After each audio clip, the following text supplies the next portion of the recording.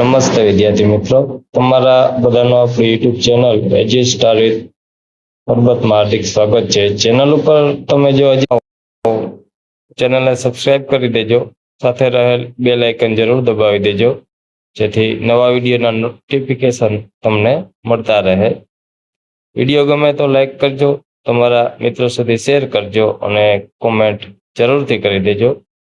આજે આપણે ભણીશું ધોરણ 6 અને પાઠ 3 ચોમાસામાં સૃષ્ટિ સૌંદર્ય, જેના લેખક છે ગીજુભાઈ બધેકા. ગીજુભાઈ બધેકા કેળવણીકાર. સરસ મજાનો નિબંધ છે. ગીજુભાઈ બધેકા છે એ આપણા એક જાણીતા કેળવણીકાર છે. ગીજુભાઈ બધેકા જે છે એનો પરિચય મેળવી લઈએ આપણા લેખકનો. તો ગીજુભાઈ બધેકા કેળવણીકાર હતા. મૂછાળી મા તરીકે જાણીતા ગીજુભાઈએ કેળવણીના ક્ષેત્રે નોંધપાત્ર કાર્ય કર્યું હતું. દિવાસ્વપ્ન, કિશોર સાહિત્ય 1 થી 6 ભાગ, વાર્તાનું શાસ્ત્ર અને દિવાસ્વપ્ન વગેરે તેમના જાણીતા પુસ્તકો છે. તેમને રણજીતરામ સુવર્ણચંદ્રક પ્રાપ્ત થયો હતો. આ પ્રકૃતિ નિબંધમાં ચોમાસાની ઋતુના સૌંદર્યનું જીવન વર્ણન છે. ચોમાસામાં જે જુદા જુદા જીવજંતુઓ જોવા મળે છે એ વિશે લેખકે રસપ્રદ માહિતી આપી છે. નિબંધના અંતે ચોમાસું આવ્યું છે એમ કહીને લેખક સૌને નિશાળના બારણા ખુલ્લા મૂકીને કુદરતના ખોળે ખેલવા નીકળવા હાકલ કરે છે. આ ખૂબ જ સુંદર નિબંધ છે. આપણે આગળ નિબંધ જોઈશું.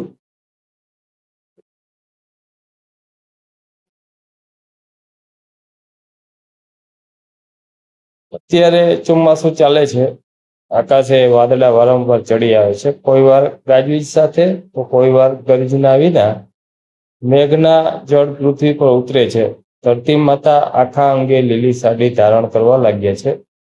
પક્ષી ગાન તથા દેડકા અને તમરાના તીણા સ્વરોથી મેઘનું સ્વાગત દિવસ રાત થઈ રહ્યું છે.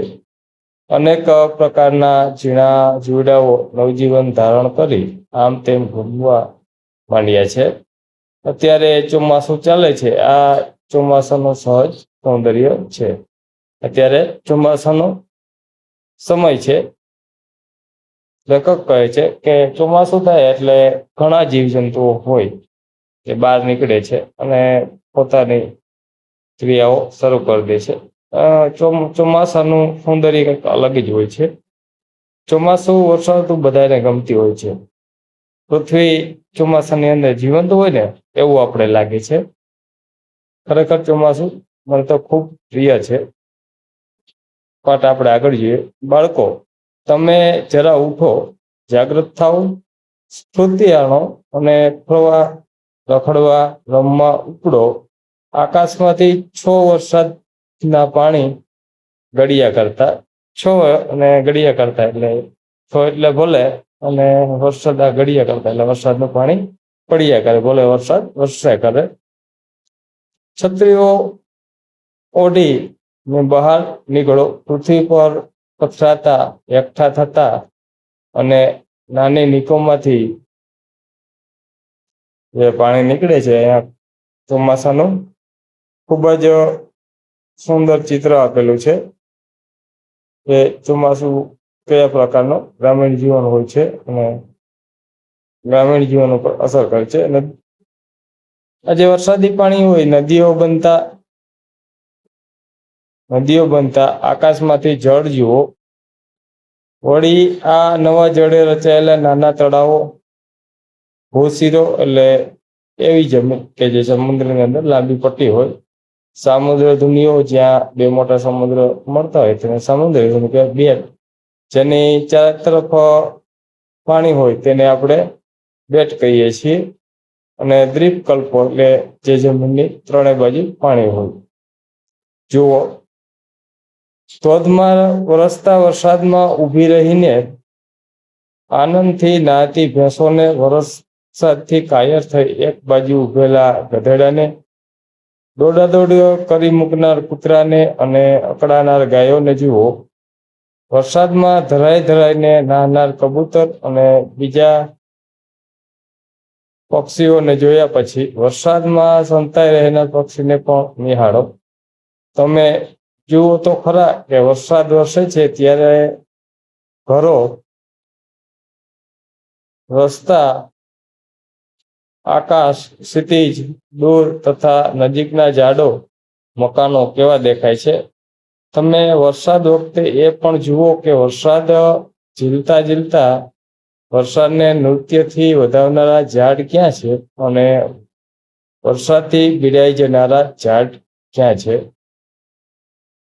આપણે લેખક કહે છે કે તમે વરસાદમાં બહાર નીકળો તો વરસાદથી ડરનાર ગાયો, ગધેડા અને જેને વરસાદ પ્રિય છે તેવી ભેંસોને જુઓ. કૂતરા વરસાદથી બચવા આમ તેમ દોડાદોડી કરતા હોય છે. કબૂતર વરસાદથી ખૂબ ધરાઈને નાય છે, પછી તડકો જ્યારે નીકળે ત્યારે બહાર બેઠા હોય છે. આ બધું જે સૌંદર્ય છે તમે જુઓ.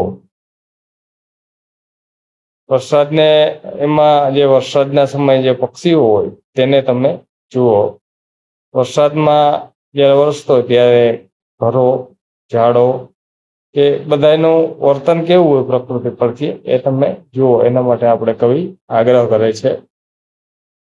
વળી વરસાદ રહે કે તરત બહાર નીકળો. વરસાદ પછી ખડખડ વહી જતા નાના મોટા ઝરણાનું મધુર ગાન તમને સંભળાશે.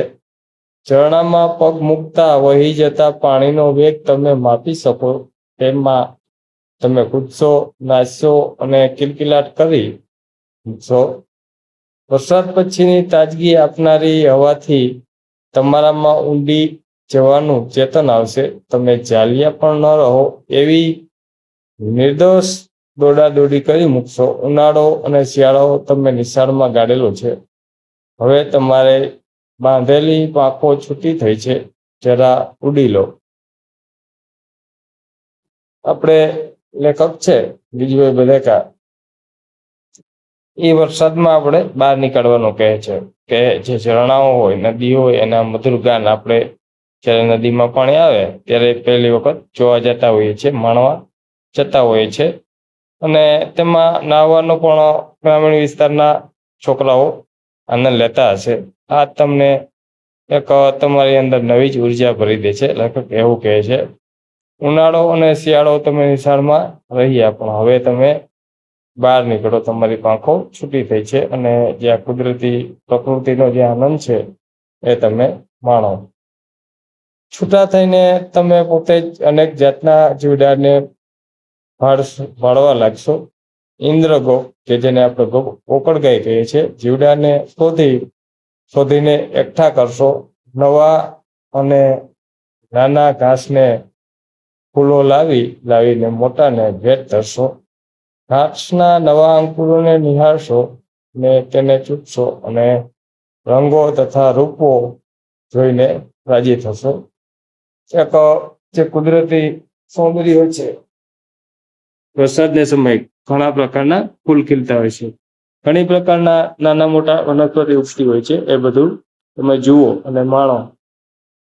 તમે ગામડામાં હો તો પાદર કે સીમ ભણી ઉપડી જાઓ.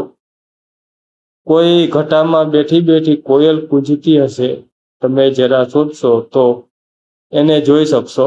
તમારા કાને બપૈયાના બોલ સંભળાશે. ગામડાના ખેડૂતને પૂછશો કે બપૈયા ક્યાં બોલે છે તો તે બતાવશે. બપૈયો ભાગ્યે જ દેખાશે પણ તેનો બોલ તો અવશ્ય સંભળાશે.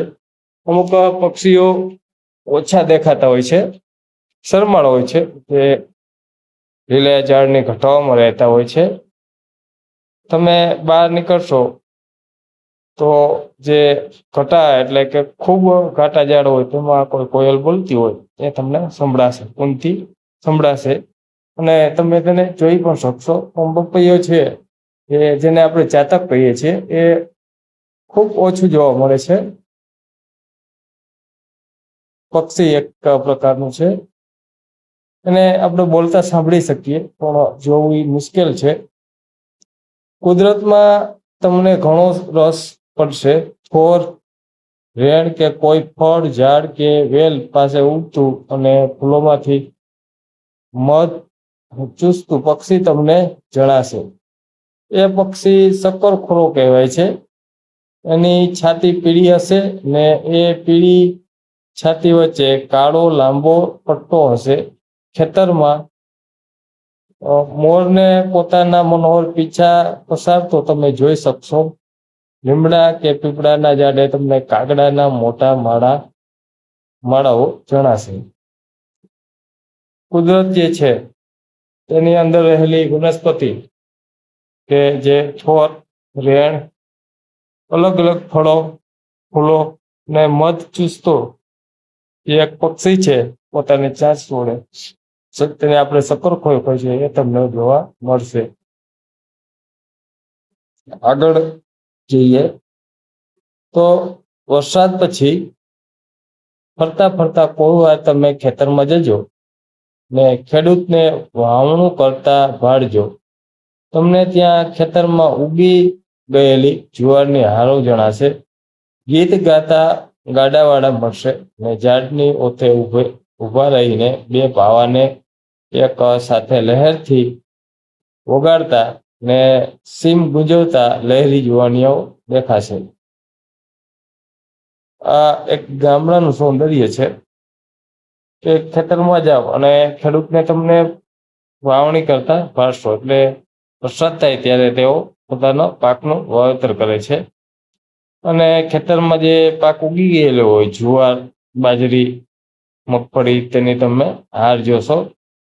કોઈ જુવાનિયા હોય કે જે ગાય ભેંસો ચારતા હોય એની પાસે પાવો હોય ને ખૂબ સરસ પાવો વગાડતા હોય, તમને જોવા મળશે. આ બધું જ પણ તમે શરત માત્ર એટલી છે કે તમે બહાર નીકળશો તો જ માત્ર.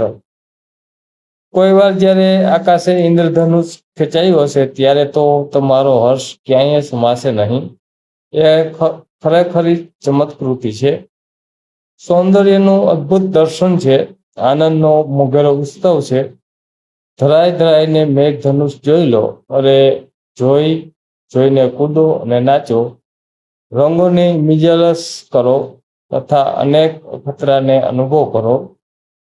ચોમાસું આવ્યું છે. નિશાળના બારણા ખુલ્લા મૂકો, ઘરના બારણા ખુલ્લા મૂકો ને કુદરતને ખોળે હેલવા નીકળો. ખૂબ સરસ નિબંધ છે ગીજીભાઈ બથેકાનું, જેમાં વરસાદ સમયે પ્રકૃતિ અને આપણી આસપાસનું વાતાવરણ સરસ ચિત્રાત્મક વર્ણન લેખકે લખેલું છે. થોડા શબ્દાર્થ જોઈએ આપણે તો નવજીવન એટલે નવું જીવન. બપોઈ એટલે ચાતક, એક પક્ષી આવે છે. મિજલસ એટલે સભા, મજલિસ. ઇન્દ્રધનુષ્ય એટલે મેઘધનુષ. સ્ફૂર્તિ એટલે તાજગી. પસારવું એટલે ફેલાવવું, લંબાવવું. પાવો એટલે એક જાતની વાંસળી. નીક એટલે પાણી જવાનો રસ્તો. છો એટલે ભણી એટલે તરફ.